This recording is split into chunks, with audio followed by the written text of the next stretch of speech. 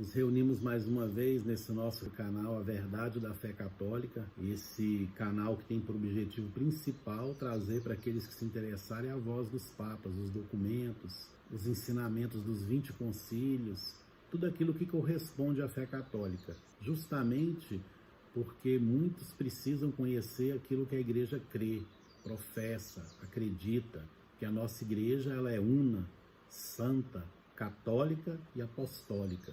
Esse termo apostólica é porque a nossa fé remonta aos apóstolos. Também aquilo que celebramos deveria remontar aos apóstolos. Como participante da igreja há mais de 35 anos e tendo a oportunidade de ser um católico que se interessava em ler aquilo que os papas ensinavam. Não era um católico displicente em relação à minha fé. Eu procurei ler várias vezes o Catecismo da Igreja Católica, promulgado pelo Papa, até então pensava João Paulo II. Li também o compêndio do Catecismo, promulgado pelo, até então, eu pensava Papa Bento XVI. Ler também vários documentos, são 16 do Concílio Vaticano II. No curso de Teologia aprendi muita coisa, também a partir do fundamento do Concílio Vaticano II. Quando eu tive acesso a documentos, a encíclicas, a conteúdo de concílios, eu percebi claramente, objetivamente, que aquilo que eu aprendi não correspondia à fé ensinada desde os apóstolos. Eu não podia ficar indiferente a isso e fazer de conta que não vi. É como se a fé católica que eu aprendi tivesse como base, como fundamento, apenas os papas a partir de João 23. Aquilo que a gente aprendia de outros papas era esporadicamente, era uma citação isolada de um santo isolado, os ensinamentos que aprendemos sobre o sacramento, sobre a missa, quando eu percebi também o rito católico que era celebrado desde os apóstolos, não correspondia a essa missa que foi, depois aprendi, criada por Paulo VI, depois do Concílio Vaticano II. Um concílio que, quando o Papa o convocou, ele disse que não queria condenar nada, aprovar nada. Depois do início do concílio, em 1962, uns meses depois, o João 23 morreu. Foi feito um novo conclave e nesse conclave foi eleito Montini, escolheu o nome Paulo VI, e ele continuou o concílio dizendo que era um concílio pastoral. E já adianto para você que todos os concílios da igreja tinham como objetivo condenar heresias e reafirmar a fé. Então esse foi um concílio atípico. Quando começamos a aprofundar, vamos perceber que nem católico esse concílio foi, apesar de ter muita coisa boa, muita coisa da doutrina católica, mas foi inserido nele também muita heresia. Então acaba sendo um cisma. Isso não é opinião pessoal, isso é atestado, percebido à luz daquilo que os papas sempre ensinavam até Pio XII. Então é uma contradição muito grande que eu encontrei depois que eu fui me aprofundando também em dezenas de encíclicas de papas que não eram a partir de João 23, mas a partir de São Pedro até o Papa Pio XII. Então eu não posso fazer de conta que sou alguém indiferente a isso. Então resolvi criar esse canal porque acredito que muitas pessoas também têm sido enganadas. Me senti traído, me senti enganado de ter a certeza que estava vivendo a fé católica e, na verdade, estava ensinando e aprendendo coisas que não correspondiam de fato à fé católica.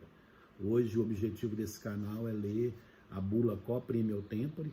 Depois de ler essa bula, eu quero trazer o testemunho de um padre que foi ordenado na época do Papa Pio XII e que sofreu bastante com essa avalanche de heresias, de cismas, tragos pelo Concílio Vaticano II. Logo depois do Concílio Vaticano II, poucos anos depois, a mudança radical do rito.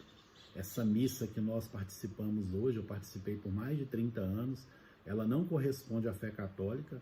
Os papas sempre ensinaram lex orante, lex credence. Aquilo que eu celebro é expressão do que eu acredito.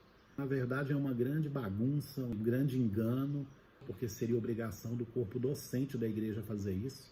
Eu estou fazendo uma coisa que não seria o meu papel, mas como os padres hoje já são formados no erro, mais para serem bastardos do que para serem sacerdotes. Os bispos, para serem nomeados bispos, precisam de qualquer forma estar negando aquilo que a igreja sempre ensinou. Tem como base, como fundamento do seu episcopado, também o Concílio Vaticano II. Os padres deveriam perceber que a fé católica não nasceu há 60 anos atrás. A fé católica é uma fé professada a partir dos apóstolos. Quem fundou a Igreja Católica foi Jesus Cristo, não foi homens. Então nós precisamos ser submissos à voz daquele que é o autor, o fundador, aquele que quis a igreja. A igreja, como eu já disse em vídeos anteriores, a Arca de Noé é prefiguração da igreja. Então a igreja é o caminho ordinário de salvação. Os papas sempre ensinaram que fora da Igreja Católica não há salvação. Hoje o que nós aprendemos é totalmente o inverso. Que cada um respeite a religião do outro, e a Igreja Católica, através dos papas, dos bispos, dos padres, são aqueles que promovem encontros com outras religiões, não para trazer as pessoas para a fé católica, mas para que todos vivamos uma certa unidade, que eles pregam que é a unidade que Jesus quis, mas não é essa unidade, porque a unidade que Jesus quer é a unidade na verdade, não a unidade na mentira. Temos como objetivo desse canal trazer aqui a fé católica. Estou adiantando algumas coisas para vocês, porque é necessário haver uma indignação da nossa parte. Porque muitas pessoas têm pregado uma fé relativa, não uma fé objetiva, não uma fé fundamentada na verdade, mas uma fé fundamentada nas opiniões pessoais. Estudando aqui dezenas e dezenas de encíclicas, lendo muitos documentos dos papas, não estou fundamentando tudo a partir da bula Coprime o Tempore, isso é um só dos documentos entre dezenas que a gente teve acesso, como eu tive acesso a dezenas de documentos a partir de João 23, percebi que por obrigação moral eu deveria também ter o mesmo empenho, ou um empenho maior ainda em conhecer aquilo que a igreja sempre ensinou.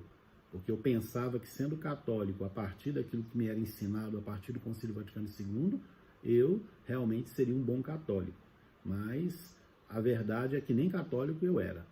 Se eu sou hoje, eu sou baseado naquilo que a igreja sempre ensinou. Aí você fala assim, nossa, que arrogância falar assim, olha, não é arrogância. Existem decretos de condenação, de excomunhão, que são válidos, que são definidos em concílios, como o Concílio de Trento, o Concílio Vaticano I, diz explicitamente que quem ensinar tais coisas, anátema si.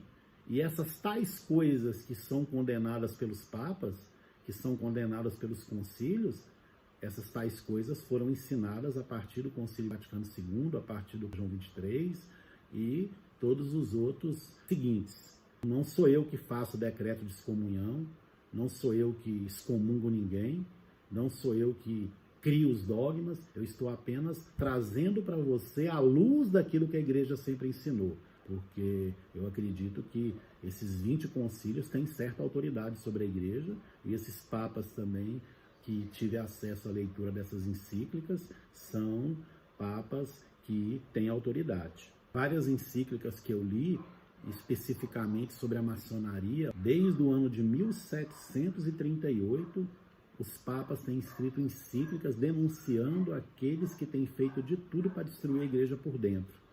E eu vou passar aqui para vocês algumas das encíclicas, antes de ler a bula Coprime o Tempore, justamente para você saber que existe uma ação maligna, demoníaca, para destruir a Santa Igreja Católica Apostólica Romana. Lógico que nós sabemos que as portas do inferno não prevalecerão contra essa igreja verdadeira, essa igreja fundada por nosso Senhor Jesus Cristo, esposa imaculada do Cordeiro.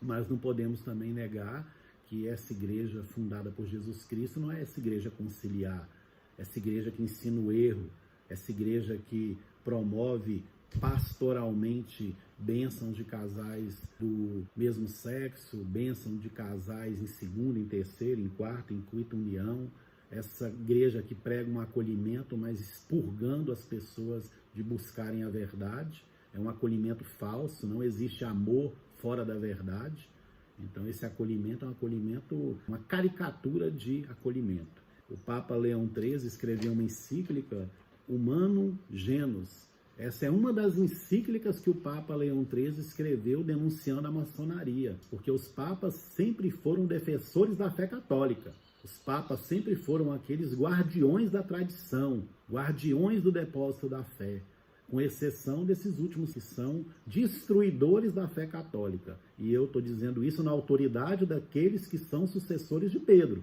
porque se o corpo docente não tem mais moral para ensinar a fé católica, Deus suscita no meio dos leigos quem Ele quiser, porque as pedras falarão.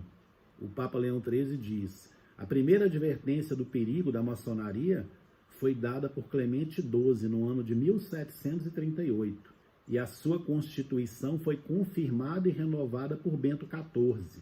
Pio VII seguiu o mesmo caminho.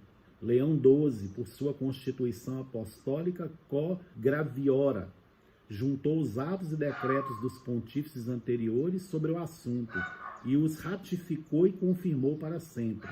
No mesmo sentido pronunciou-se Pio VIII, Gregório XVI e muitas vezes Pio IX. Então aqui é o Papa Leão XIII escrevendo uma das encíclicas que ele escreveu sobre a maçonaria, denunciando essa infiltração, essa artimanha maçônica para que a igreja fosse destruída a partir de dentro. Temos relatos também de documentos oficiais de infiltração de agentes da KGB, comunistas nos seminários, a partir dos anos 20, anos 30, inseridos nos seminários para que, como agentes secretos, para tornarem-se padres, tornarem-se bispos, alguns já como cardeais no Concílio Vaticano II. Então a igreja sempre perseguida pelos seus inimigos, mas a vitória nós acreditamos que será de Deus. Até por você estar aqui participando desse canal, é sinal de que você é alguém que pode ser um dos instrumentos para que Jesus cumpra a sua promessa de que as portas do inferno não prevalecerão. Nós estamos aqui não indo contra pessoas, nós queremos fazer um julgamento objetivo, e esse julgamento objetivo é a partir dos documentos dos Santos Papas. Esse documento Quo Primio Tempore, eu gostaria de ler para você na íntegra. Antes de ler essa bula, eu queria dizer para você que a missa que nós participamos hoje, ou que você participa hoje, eu não sei se participa, eu participei por mais de 30 anos, essa missa foi criada em 1969. Ela teve como principal fundamento a Sacrosanto Concílio, que foi o primeiro documento promulgado em 1963 pelo Concílio Vaticano II, um documento ambíguo, herético. Paulo VI pôde deitar e rolar com aqueles protestantes, maçons, para exterminarem a missa verdadeira da Igreja Católica. Porque é muito estranho nós falarmos que somos católicos. A Igreja Católica tem 2000 anos, tem um rito que remonta os apóstolos, aí chega um Papa em 1969, quase 2000 anos depois, cria um rito totalmente oposto àquilo que a Igreja sempre ensinou, e muitos participam e vivem o rito como se fosse um rito verdadeiramente católico, e é um rito totalmente protestantizado, um rito maçom, um rito que não expressa a fé católica, parece pesado. Nós amamos a Igreja Católica, nós amamos o papado, nós amamos a Eucaristia, nós amamos a missa é o centro da nossa fé, mas não é essa missa que é apresentada para nós a partir de Paulo VI. Então procure estudar, procure se aprofundar sobre isso. Existe a missa tradicional, alguns chamam a missa de sempre, outros chamam de missa tridentina. Ela não nasceu no Concílio de Trento, ela apenas foi canonizada pelo Papa São Pio V a partir do pedido dos padres que participaram do Concílio de Trento. Então nós precisamos urgentemente retomar aquilo que realmente é a expressão da fé católica. Então mudaram a fé, mudaram o rito. O Papa, ao invés de defender a fé católica, diz que não precisa ser católico, que Deus ama todas as religiões. Hoje são canonizadas pessoas que realmente nunca seriam canonizadas pela Igreja Católica verdadeira.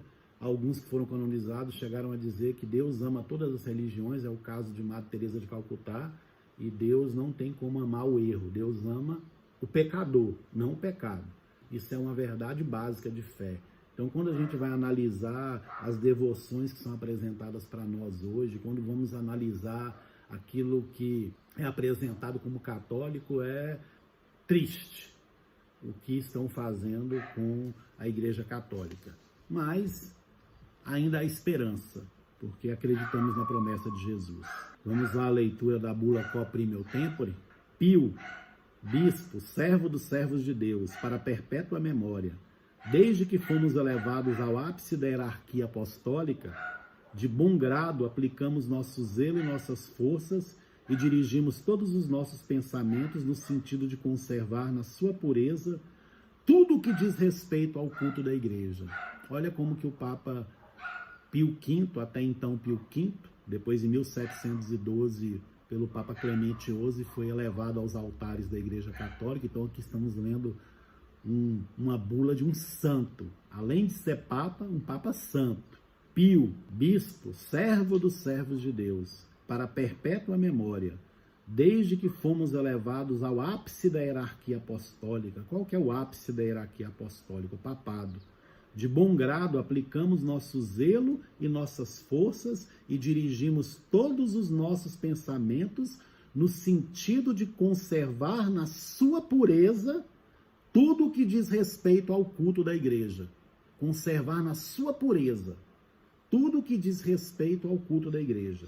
O que nos esforçamos por preparar e, com a ajuda de Deus, realizar com todo o cuidado possível.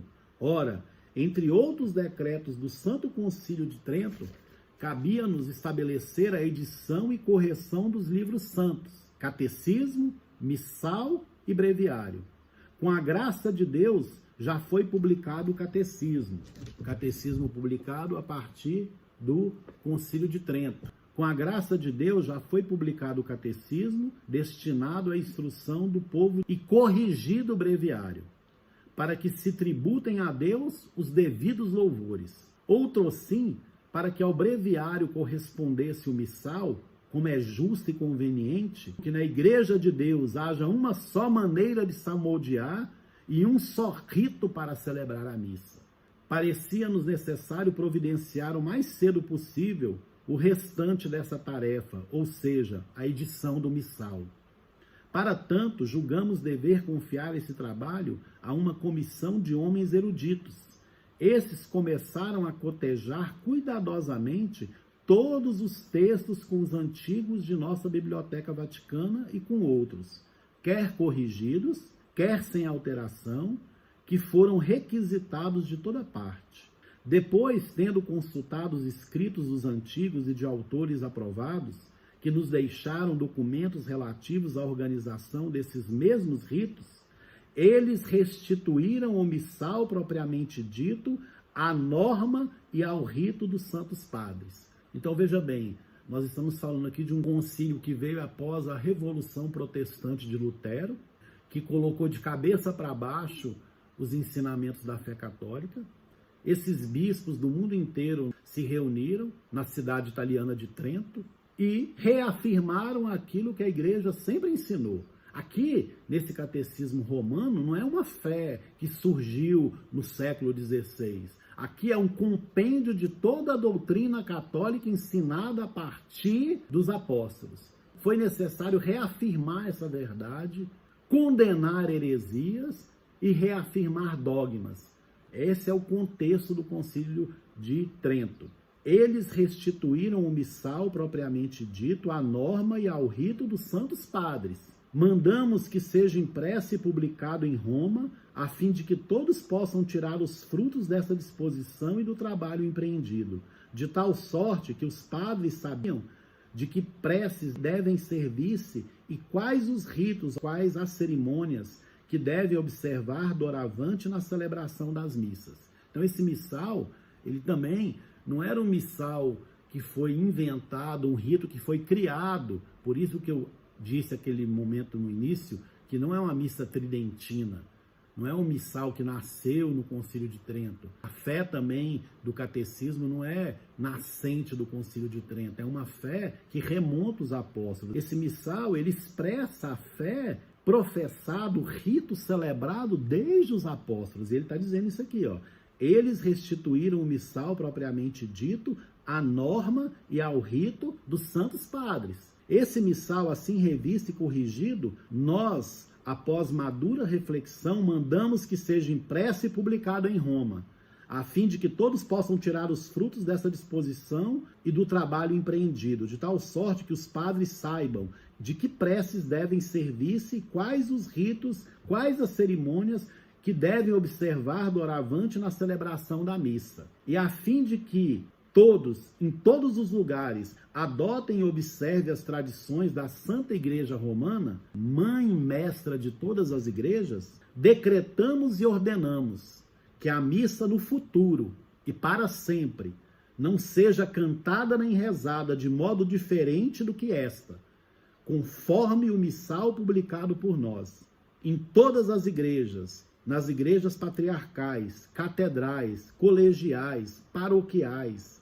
quer seculares, quer regulares, de qualquer ordem ou mosteiro que seja, de homens ou de mulheres, inclusive o das ordens militares, igualmente nas igrejas ou capelas, sem encargo de almas, nas quais a missa conventual deve, segundo o direito ou costume, ser celebrada em voz alta com coro ou em voz baixa, segundo o rito da Igreja Romana. Ainda quando essas mesmas igrejas, de qualquer modo isentas, estejam munidas de um indulto da sé apostólica, de costume, de um privilégio, até de um juramento, de uma confirmação apostólica ou de quaisquer outras espécies de faculdades, a não ser que, ou por uma instituição aprovada desde a origem da sé apostólica, ou então em virtude de um costume, a celebração dessas missas nessas mesmas igrejas tenha um uso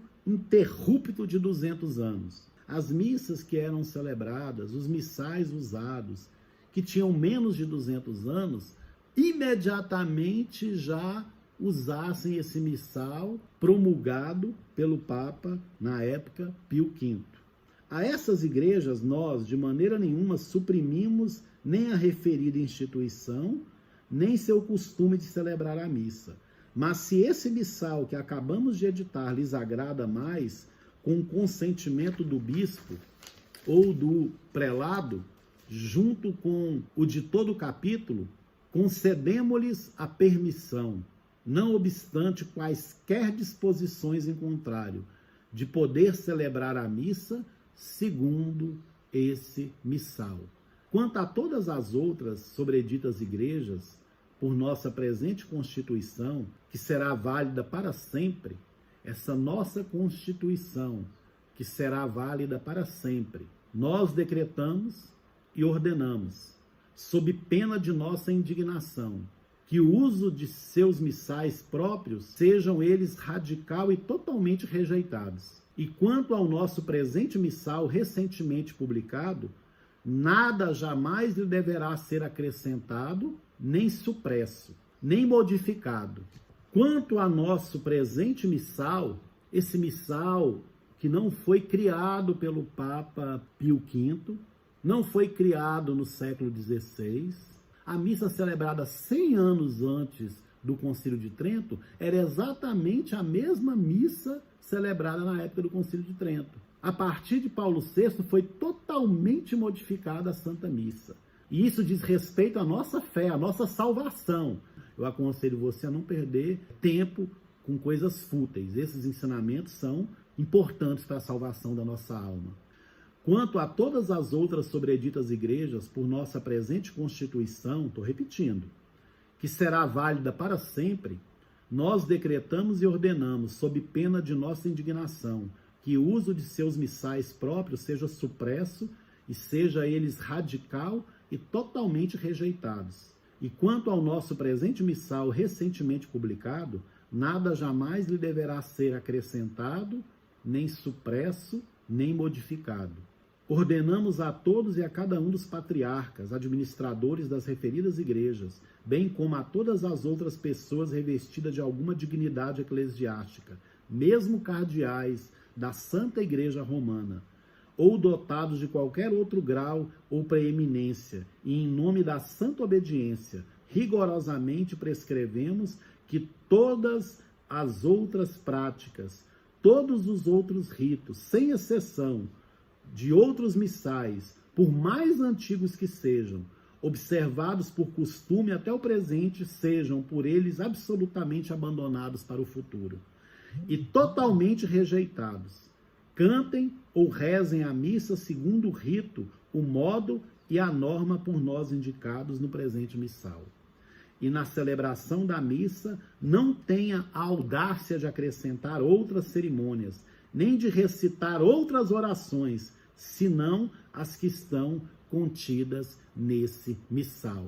Repetindo, não tenha a audácia de acrescentar outras cerimônias, nem recitar outras orações, senão as que estão contidas nesse missal. Além disso, em virtude de nossa autoridade apostólica, pelo teor da presente bula, concedemos e damos o induto seguinte: permissão, que doravante, para cantar ou rezar a missa em qualquer igreja, se possa, sem restrição, seguir esse missal, com permissão e poder de usá-lo livre e licitamente, sem nenhum escrúpulo de consciência, e sem que se possa incorrer em nenhuma pena, sentença e censura, e isso para sempre.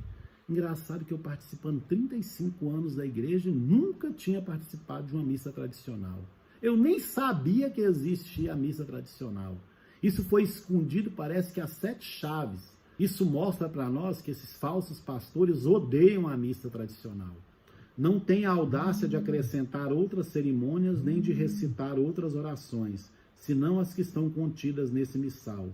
Além disso, em virtude de nossa autoridade apostólica, pelo teor da presente bula, concedemos e damos o induto seguinte: que doravante, para cantar ou rezar a missa em qualquer igreja, se possa, sem restrição, seguir esse missal, com permissão e poder de usá-lo livre e licitamente, sem nenhum escrúpulo de consciência, e sem que se possa incorrer em nenhuma pena, sentença e censura, e isso para sempre.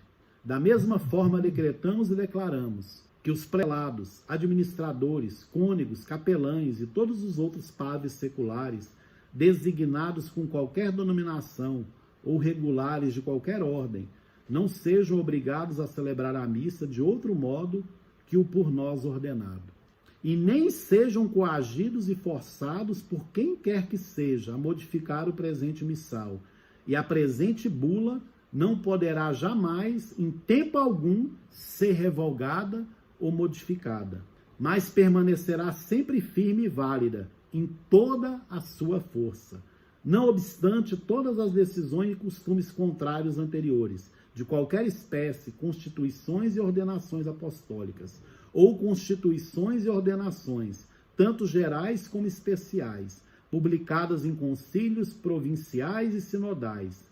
Não obstante também, o uso das igrejas acima enumeradas, ainda que autorizado por uma prescrição bastante longa e imemorial, mas que não remonte a mais de 200 anos. Queremos, e pela mesma autoridade decretamos, que depois da publicação de nossa presente Constituição e desse missal, todos os padres sejam obrigados a cantar ou celebrar a missa de acordo com ele.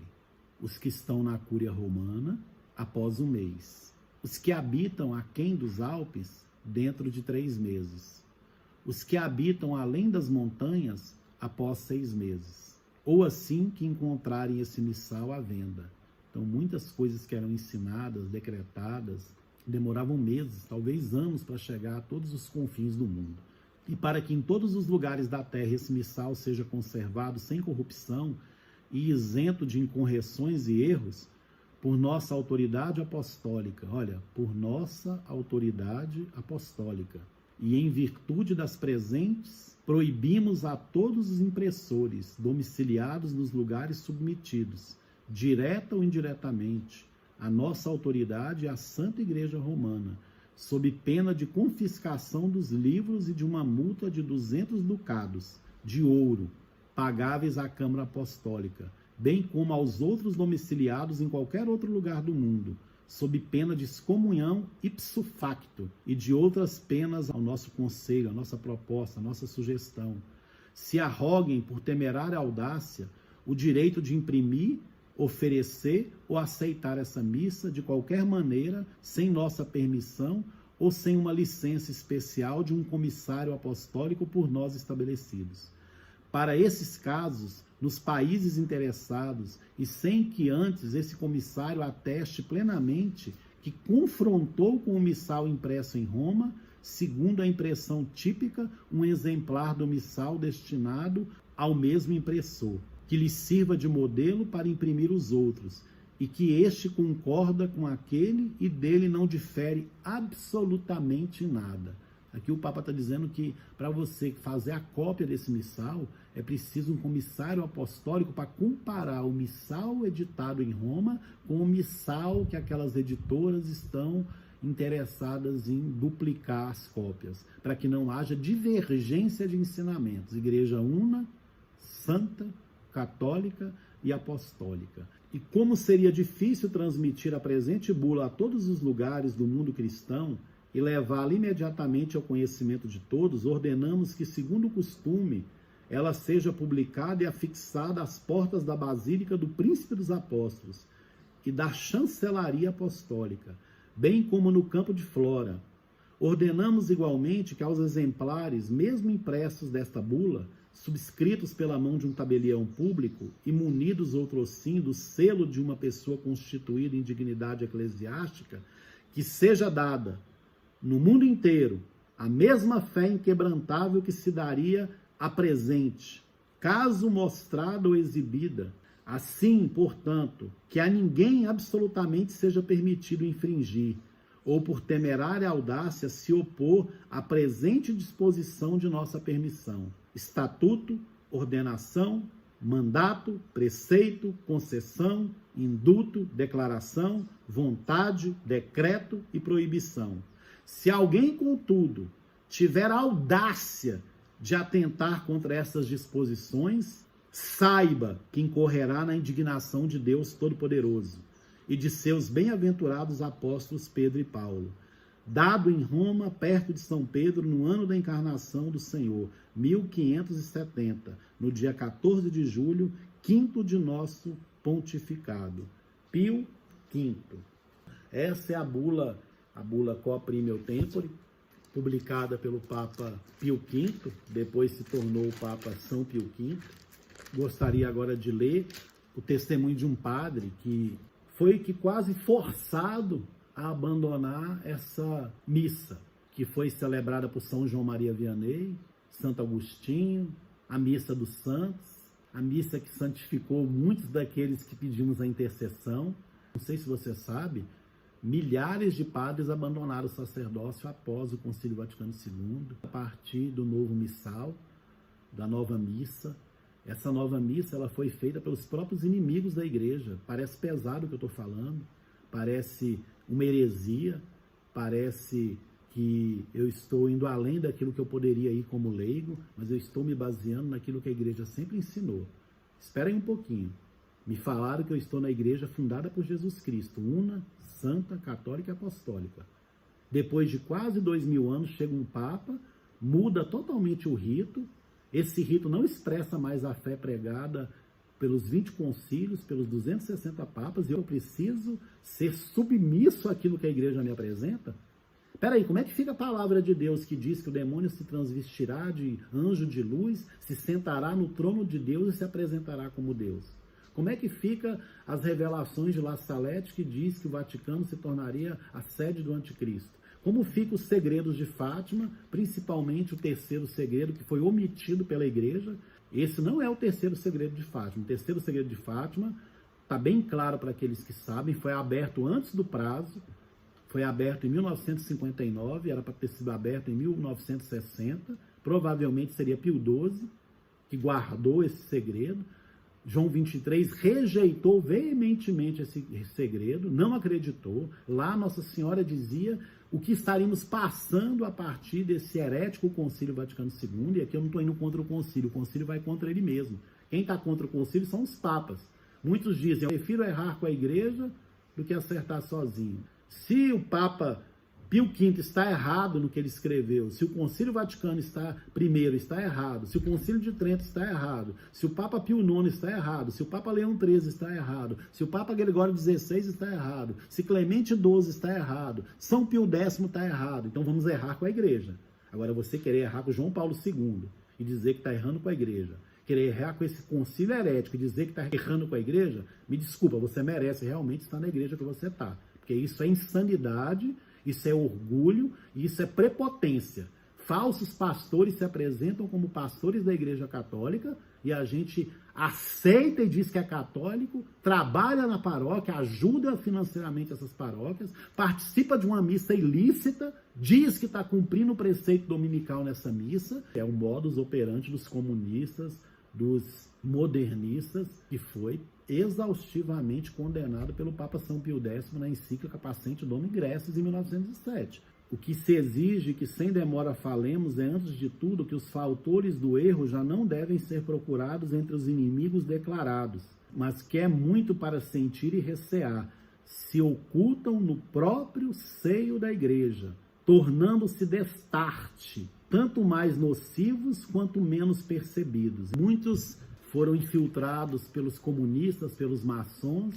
Papas condenaram o socialismo, condenaram o comunismo, e a partir do Concílio Vaticano II, além de não condenar, ainda fizeram parceria com os comunistas. Muitos acham que Bento XVI era tradicionalista, recatado. Na verdade, ele era um grande modernista. Ele defendia a hermenêutica da continuidade. O que é isso? Você querer conciliar aquilo que é ensinado a partir do Concílio Vaticano II com a tradição. Isso é impossível. Alguns padres defendem isso hoje ainda. A igreja não dialoga com o erro, ela dialoga para trazê-la para o seu redil, não aos moldes que é ensinado para nós hoje. Nós não rejeitamos a ninguém.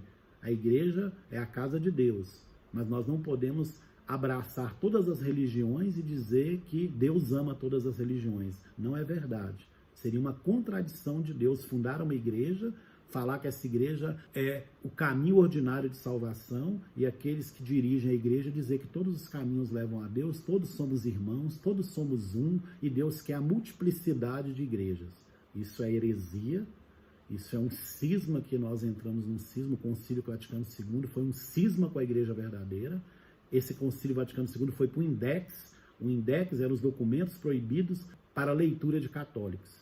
Foi abolido por Paulo VI, mas se existisse um Index hoje, todos os documentos do Concílio Vaticano II, encíclicas de João XXIII, Paulo VI, João Paulo I, João Paulo II, Bento XVI, Francisco, iria para um Index, ou seja, livros proibidos à leitura de um católico.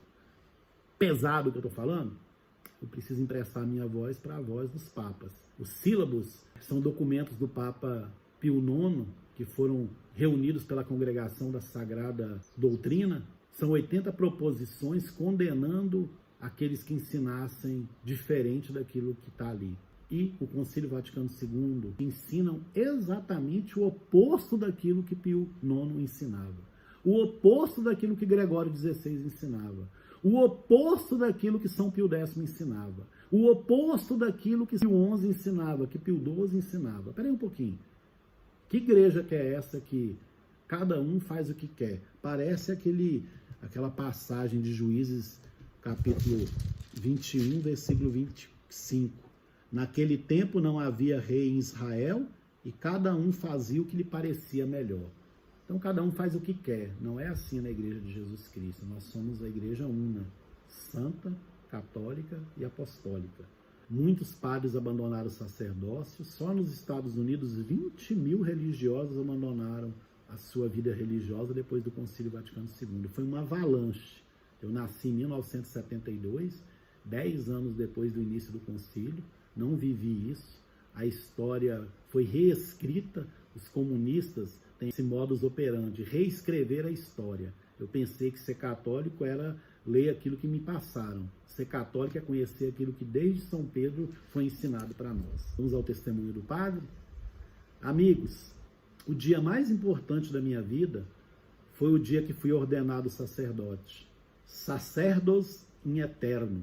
Assim a igreja de Roma chamava naqueles dias, nos dias do Papa Pio XII.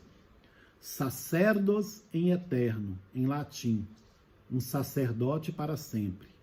Em qualquer idioma. Na noite anterior à ordenação, recebi esse livro. Aí ele pega e mostra o missal. Seu título em latim é Missale Romanum, Missal Romano, o livro da missa romana. E como foi o caso de todos os ordenados, antes da reforma do Concílio Vaticano II, inclusive o Papa, todos os cardeais, todos os bispos e a maioria dos padres de hoje, como foi o caso de todos eles, o bispo ordenante me pediu para colocar a minha mão esquerda neste livro, no missal, levantar a minha mão direita e prestar esse juramento solene. Eu, voluntariamente, sem reservas, aceito todas as tradições apostólicas e eclesiásticas da Igreja de Roma, una, santa, católica e apostólica. E prometo, voto e juro solenemente manter e professar todas essas tradições inalteradas, até o último suspiro da minha vida. Esse é o juramento que o sacerdote fazia diante do bispo antes de ser ordenado. Eu quero ler novamente para você, porque até nos emocionamos com isso. Eu, voluntariamente, sem reservas, aceito todas as tradições apostólicas e eclesiásticas da Igreja de Roma, una, santa, católica e apostólica, e prometo, voto e juro solenemente manter e professar todas essas tradições inalteradas, até o último suspiro da minha vida. A mais central e a mais sagrada dessas tradições é o sacrifício da missa. A missa de nossos antepassados, a missa latina, tradicional, às vezes chamada de missa tridentina, do Papa Pio V, porque foi a pedido dos pais do concílio que se reuniram entre 1545 e 1563 na cidade italiana de Trento, a cidade tridentina. Foi a pedido dos pais do concílio tridentino que o Papa Pio V nos deu a missa latina tradicional, da forma como chegamos a conhecê-la e amá-la. Não. O Papa Pio V não introduziu uma nova missa para nomeá-la a partir de si mesmo. Vou repetir, não. O Papa Pio V não introduziu uma nova missa para nomeá-la a partir de si mesmo. Se ele tivesse feito a menor tentativa de fazer isso, nenhum de seus sucessores do trono de São Pedro jamais teria tido a ideia de canonizá-lo como um santo oficial de nossa igreja. E foi exatamente isso que o Papa Clemente XI fez em 1712, quando o Papa Pio V foi proclamado São Pio V. Doravante, para entrar nos livros de história como o Papa da verdadeira missa, bem como o Papa do Rosário, a Guerra de Lepanto contra os turcos, a missa e o Rosário, a verdadeira missa e o Rosário, a verdadeira missa e o Rosário, a verdadeira missa e o Rosário, a verdadeira missa e o Rosário. Que combinação imbatível! Permitam-me repetir, São Pio V não introduziu uma nova missa. Tudo que ele fez foi eliminar da missa latina, então existente, as sempre tão longas orações devocionais, que por sua própria iniciativa, bem intencionada, mas que às vezes bispos e padres devotos demais, ao longo dos séculos, adicionaram à missa que eles herdaram. A intervenção histórica de São Pio V resultou, assim, não em forçar um novo ordinário da missa sobre a igreja, mas em restaurar, em toda a sua simplicidade solene, a antiquíssima missa, tão antiga que algumas de suas cerimônias e orações datam dos próprios dias de Nosso Senhor e de seus discípulos. E as catacumbas romanas, onde as primeiras missas latinas foram oferecidas, há 2000 anos. Não em mesas, mas nas tumbas, os túmulos de pedra dos mártires. Os mártires, os primeiros membros de nossa igreja, aqueles belos homens e mulheres, aqueles belos meninos e meninas que preferiram a morte a trair ou comprometer suas e nossas crenças. A Constituição Apostólica pela qual o Santo Papa Pio V restaurou a missa latina original data de 19 de julho de 1570.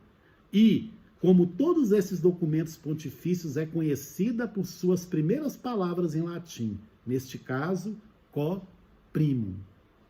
Seu texto completo se tornou parte integrante de fato, logo na primeira página do Missal Romano Oficial, que o mesmo Papa ordenou, em perpetuidade, e por todos os tempos, ele disse, como o único livro de missa a partir dali, que poderia ser usado na celebração da missa. Muito raras, de fato, são as ocasiões da história quando um Papa diz inequivocadamente ao mundo que ele está usando a plenitude de sua autoridade. Vou repetir.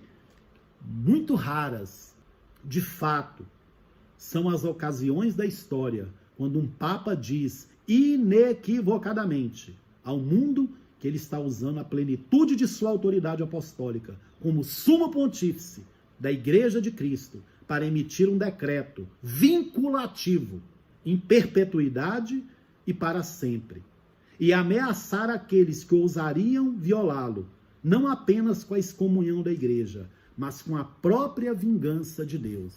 Nós estamos aqui não interpretando à luz humana aquilo que estamos lendo. Muitos estão menosprezando aquilo que foi decretado pelo Papa São Pio V, mas São Pio V está decretando a verdade da missa católica porque eles, remontando todos os documentos que eles encontraram, todas as tradições que eles encontraram, eles trouxeram na simplicidade plena a missa romana, latina, tradicional e de sempre. Eu vou ler novamente para que você entenda bem onde nós estamos nos metendo, achando que estamos participando de um rito católico. Eu não tenho autoridade para dizer para você diferente daquilo que os papas dizem. Eu estou trazendo os documentos dos papas e trazendo para você a oportunidade de você conhecer o que a igreja sempre ensinou. Não se baseie em opiniões pessoais. Tem muitos charlatões, como disse o Papa São Pio X, homens que se transvestem de filósofos, de teólogos, mas são inimigos da cruz de Cristo. Vou ler novamente. Muito raras, de fato, são as ocasiões da história quando um Papa diz inequivocadamente ao mundo que ele está usando a plenitude de sua autoridade apostólica como sumo pontífice da Igreja de Cristo, para emitir um decreto vinculativo e em perpetuidade e para sempre, e ameaçar aqueles que ousariam violá-lo não apenas com excomunhão da Igreja, mas com a própria vingança de Deus.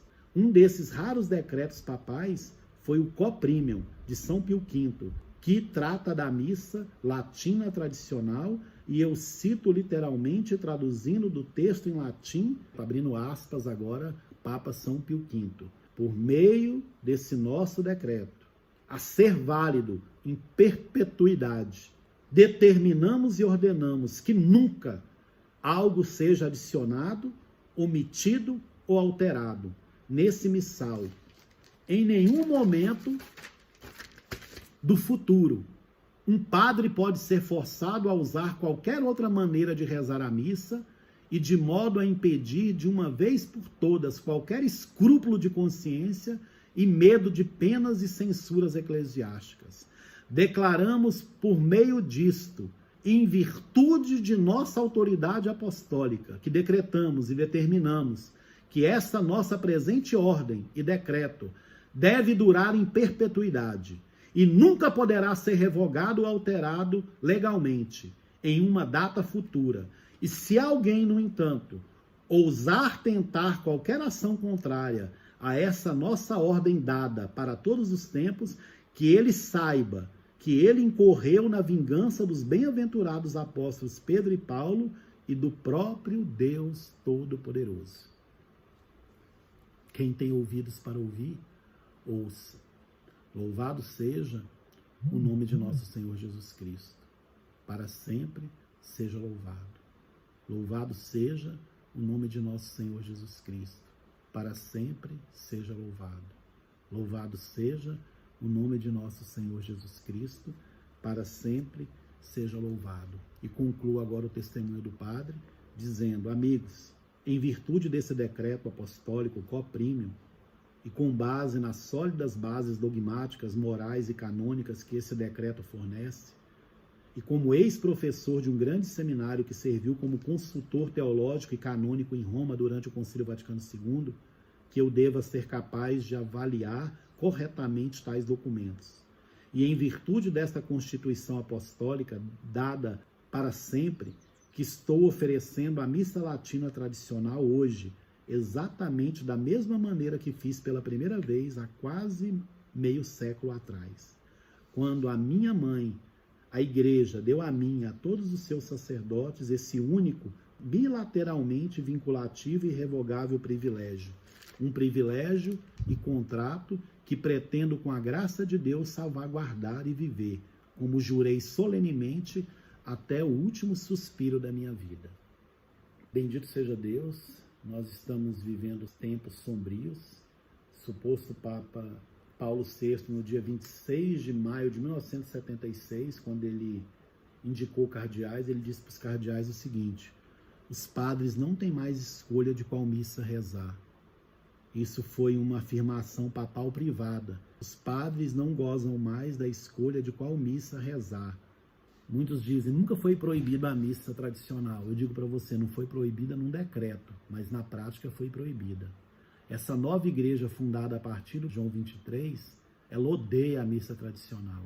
João Paulo II, estude sobre ele.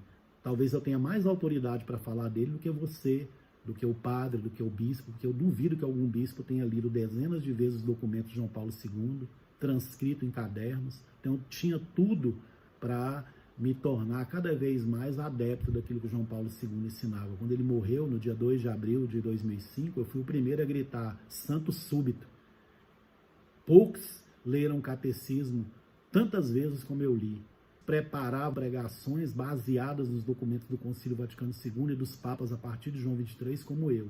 Então eu não estou aqui brincando de ser católico, eu não estou aqui trazendo novidades, eu estou aqui dizendo para você que não é possível ser católico participando da missa de Paulo VI. É necessário que essas pessoas que destruíram a fé católica, que destruíram o rito católico, se convertam, sejam expulsos das paróquias, das dioceses, porque eles têm colocado para nós uma fé pregada para gerar uma religião mundial. Essa igreja que é apresentada como católica, ela não é a igreja católica. Nunca um papa se reuniria como João Paulo II se reuniu em Assis, como Francisco fez na preparação para o Sínodo da Amazônia.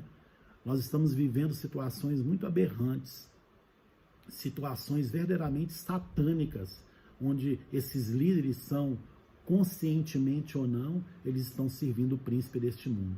E nós precisamos acordar como católicos. A nossa casa é a igreja. Eles arrancaram os altares da nossa igreja, eles tiraram o sacrário da nossa igreja. Você entra na igreja, você tem que procurar onde é a capela. Isso é um absurdo. Isso não condiz com a fé católica. Jesus Cristo é o fundador da igreja. Eles rejeitam Jesus Cristo. Você não vem com essa conversinha de professores de quinta categoria nos cursos de teologia, que ensinam sobre liturgia temporal, que ensinam sobre sacramentos, mas ensinam tudo a partir do Concílio Vaticano II. Se eles tivessem um pingo de moral, de decência, eles estudariam aquilo que os outros papas ensinaram. São padres conformistas, que estão mais preocupados em fazer eventos para arrecadar dinheiro do que para professar a fé católica. Muitas comunidades também que estão mais preocupadas com seus estatutos e saber se a pessoa tem o carisma da sua comunidade do que em professar a fé católica. Anátema si. É preciso voltarmos para a fé católica. Ah, eu quero estar em comunhão com o Papa. Com qual Papa que você quer estar em comunhão, amigo?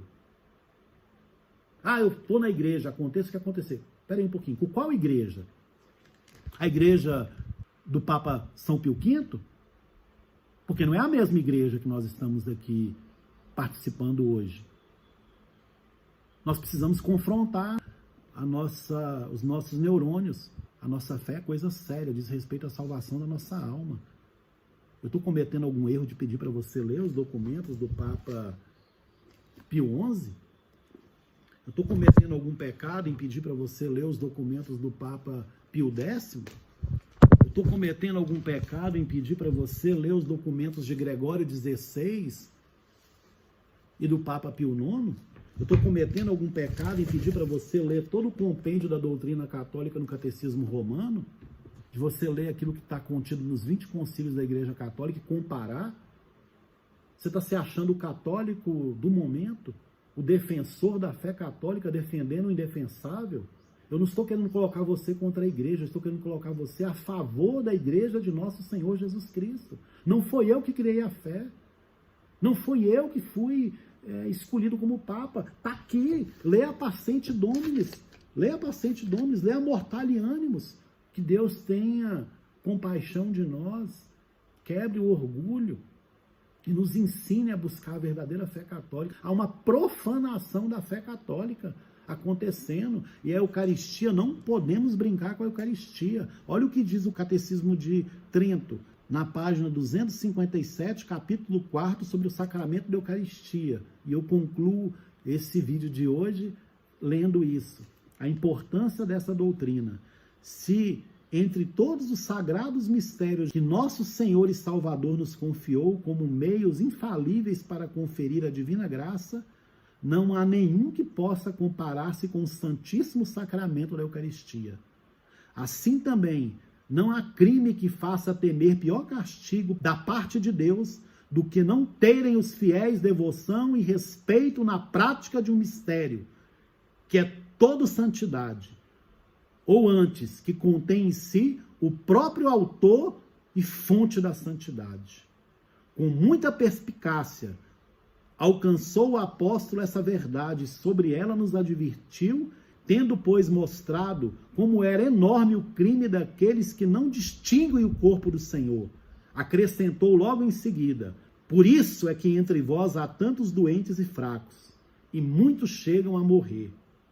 Os pastores devem, portanto, esmerar-se na exposição de todos os pontos doutrinários, que mais realce a majestade da Eucaristia, para que o povo cristão, compreendendo que deve tributar honras divinas a este celestial sacramento, consiga os mais abundantes frutos da graça e aparte de si a justíssima cólera de Deus. Quem tem ouvidos para ouvir, ouça.